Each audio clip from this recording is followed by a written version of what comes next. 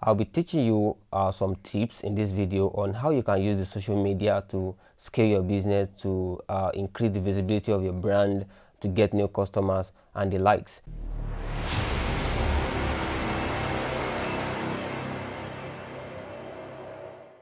Many of these tips will actually work for you, but we advise you to please wait to the end of this video to actually listen to all the tips that I'll be sharing in this video. There are some tips towards the end that is extremely important for you to know in using the social media for your business. Now, diving into it, to use the social media for your business, you need to actually have a social media plan. There's something called a social media strategy plan. You need it so that you would not just be doing, you won't just be, if you don't have a plan, if you don't know where you're going, every way becomes a way.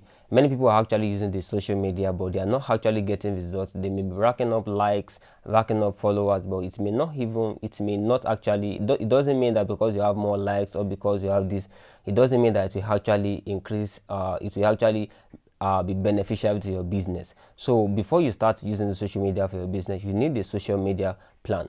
And then when we're talking about social media plan, you need to actually determine, okay, what do I want to use the social media to do? You need to set SMART goals. That is, SMART goals are goals that are there with the SMART principle. That is, they are simple, measurable, achievable, realistic, and they are time bound. SMART goals, you need to set SMART goals, and after setting these SMART goals, this will actually now enable you to actually set your KPI. Like recognize your KPI. KPI are key performance indicators. When you have your key performance indicators, your key performance indicator is like, okay, I am doing this thing, I'm investing my time in this. What are the indicators that will actually notify me that, okay, I have return on my investments? Those are key performance indicator. For example, your key performance indicators may be, okay, brand awareness, that you want like 1,000 people to be aware of your brand. Your key performance indicator may be conversion, that is, you turn a client, a potential client, into a paying customer. Your key performance indicator may be anything that you want. It may be engagement, that people engage your post, and it may be lead generation, like you are generating leads, you are generating profiles of people, gathering email. So if after setting your goals, then you will now determine, okay, what are my KPI, key performance indicator. This is why it's necessary for you to actually set up a goal upfront. Like, set goals, and then the goals will determine your KPI. And then in setting your plan too, you need to do something. You need to research your competitors. It doesn't mean you have to copy what your competitors are doing, but you need to actually learn what they've been doing, what is actually bringing success for them, so as to reduce your learning curve. Because marketing is a journey, you will be learning, so that you won't make the mistake that others have made. It's very wise to learn from those who have gone ahead of you. So that's why you want to research your competitors and know what is working for them, and then take a cue from what they've been doing that have been working and incorporate it into your plan. And then the third way to create a plan is to actually create a content calendar. Content calendar is actually about scheduling your posts. Okay, this is how many times I'll be posting a week, this is how many times I'll be posting a day, this is the type of content that I'll be posting, this is the time that I'll be posting it, this is the topic that I want to be talking about, and things like that. So these three major things is very necessary for you to actually incorporate into your social media marketing plan. And then going further, the next thing you need to do if you want to use the social media to scale your business is you want to know the platform that works for you. There are different social media platforms. We have YouTube, we have Facebook, we have TikTok, we have Instagram, and we have Pinterest, we have the likes. You need to actually determine which one works for you, which one you can actually effectively use. Many people just, there should be quality over quantity. Many people just, use all the social medias, and then they don't really get, because you are not focused on the right one for you, then you don't actually, you are not able to find your way around, like narrowing your investment into the one that will actually work for you. You should actually know which platform works for you. And in knowing which platform works for you, there is something that is very important that few marketers will tell you. Do not just decide upfront that, okay, I'm looking for old people. Maybe your own audience are not Gen Z. Then you say they are not on TikTok. They are only on Facebook. Do not do that. Let's try out different platforms before you can decide that, okay, this is the platform that works for me. There are some platforms that you think, okay, it doesn't work for you, because even many adults right now, they are even on TikTok. So, and the kind of niche your business is might actually be the type of people that are, the type of adults that are actually using TikTok. So there are different platforms, but do not decide upfront that okay, this platform wouldn't work for me, this platform I'm targeting this kind of people, but it can actually work for you. There may be a ton of events. You may think Facebook is no longer for the youth, that you can only get the youth on Instagram and TikTok, but it may surprise you that there are a lot of this youth on Facebook as well. So in determining the type of audience that the type of platform that works for you, I will advise that you experiment with different platforms before deciding which one will work for you and which one will not work for you. And then you can also determine, okay, with different platforms that we have, what are you going to be using each platform to do. You can actually be using maybe Twitter for customer service, online customer service. You can be using Facebook to generate leads. You can be using YouTube for educational purpose, and you should determine what you want to use each platform. You should determine what you want to use each platform for. So this is very, very helpful. You should know the platform that works for you. And then going forward, you need to know your audience. Knowing your audience is very important. That is, you know people who are buying your product. And how do you know this? You know this by actually gathering data, checking your analytics to measure to actually look at the type of your audience, people who are engaging with your post, people who are engaging with your content. You want to know your audience. And when you know your audience, it's important to do one thing, to build a customer persona. Because one thing about marketing is that a marketer actually needs to see from two basic viewpoints. The viewpoint of a marketer, someone who wants to sell, and then the viewpoint of someone who wants to buy, like the potential client, someone who wants to buy. So by this, you will actually know the language that your audience speak, because it's very, very important to speak the language that your audience are speaking as well. And you can actually get this by actually building a customer persona. A customer persona is an imaginary customer.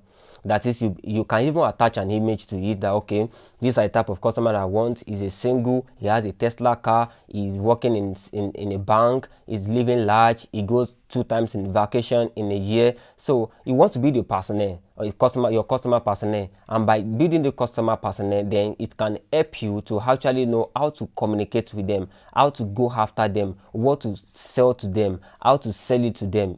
Building a customer persona, one thing about this is that sometimes in marketing, marketers actually have an understanding of, okay, this is what will work, this is what should work, but sometimes the buyers do not share the understanding. And if the buyer does not share the understanding of a marketer, then the effort of the marketer will not actually yield the desired results. So the marketer must need to put himself in the position of the buyers.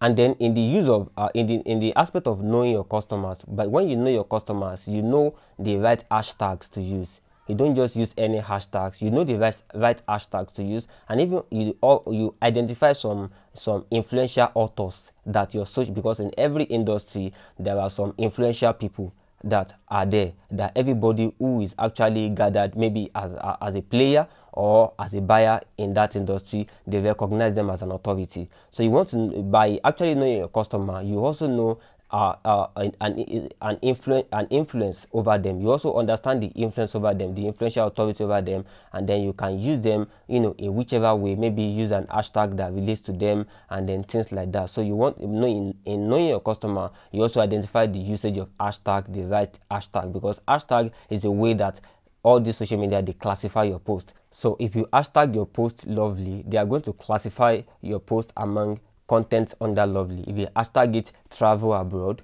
if you put your post and you hashtag it travel abroad, they're going to classify it among travel abroad posts. So you want your post to be classified in the right environment, in the right place, so that the right people can see it. And the best way to actually get this is to know your audience. When you know your audience, you know the right hashtag to use. You know the social actors. You can hashtag them in your post. You can even mention them in some posts and things like that. So, and then going forward, after knowing your audience, there's something you need to do as well: expand your audience. Expanding your audience. It's very important to expand your audience. What do I mean by expanding your audience? When you've actually gained a lot of data, a lot of profile about your audience through your analytics or insight, you want to go for lookalike audience. When you actually have the data of your buying customers or people who are buying from you, then you want to create a lookalike audience. For example, maybe you want to expand your market base to people in Canada and you are currently selling in the US, and then you've gathered the data, the profile of everybody, of all your customers in the United States, and then you want to go to Canada. When you want to advertise, or maybe you want to use a sponsored post to people in Canada, you can use the lookalike audience of people in US with to people in Canada, because Canada and US share border, and because they share border, there will surely be a transference of culture between both countries. And then aside from culture, there will be some buying culture among those set of people as well. So what works in a place can actually work in another place. So what I'm trying to say in expanding your audience is that when you get your audience profile, you want to create a lookalike audience. If you want to expand your audience, every brand want to expand. So if you want to expand, look out for lookalike audience. Whenever you get some audience, maybe you got 500 subscribers, 500 followers, 500 people who engage with your post, you want to create a lookalike audience of those people, and then shift your market to another locality. Go for other people in another locality with the same data of the audience that you already have, people that are engaging with your post, by creating a lookalike audience. So that's how to expand your market. And then going forward, what you should also do in using social media is to build relationship. It's very important. I can't stress this enough. You have to build relationship to your social media, and one of the ways to build relationship is that you actually respond to people. Even Facebook actually gives you a responsive badge if you have responded to people's message and things like that. When people comment on your post, on Instagram, you can like the comments. Even on Facebook, you can like the comments. When people comment, you can reply them. When they ask a question, you can reply them. And then one way to also create a relationship is to create a Facebook group. You can create a Facebook group, and then where people interact and talk about what is in vogue, what is trending, and things like that, and then you actually respond to them. So you want to build a relationship. And then even when your buyers, your people who are actually buying from you, if they post a content, you can, if it relates to what you are doing, you can share it on your platform. It makes them feel important and make them give them a sense of belonging. So you want to create a relationship with your audience. And even when you actually post a story, Instagram story or anything, you can mention some of your followers, you can mention your clients, you can mention their name. So create a rapport with them, answer their question in the comment section, like their comments. You can also get a UGC from them, which is user generated content. User generated content is actually very, very important in social media marketing, because many people are actually advertising my product is the best, but sometimes people don't believe marketers anymore, but they believe other buyers like them. So if you have a user generated content are actually content that are actually generated by your customer. For example, your employees talking about your business, how they enjoy working in your company, is a user generated content. Also, people who have bought for you, maybe they are unboxing what they buy from you, you can put that on your timeline that okay, our satisfied customer. It's a user generated content. So when people are actually commenting on your business, it actually gives you more credibility than even the marketer talking about the product itself. User generated content actually generates more credibility than marketers' inputs. So it's very important to use even user generated content. When you actually use user generated content, you get the trust of the customer, you build a relationship with the customer, you mention them and the likes, and you can get user generated content through contest. Like, okay, if you do this, if you can just create a contest, and then people contest, and then they share their opinion, they share this and they share that. And then in building relationship as well, you may want to actually connect with other influencers and people who are doing the same thing that you are doing. You may not even go after the big brand.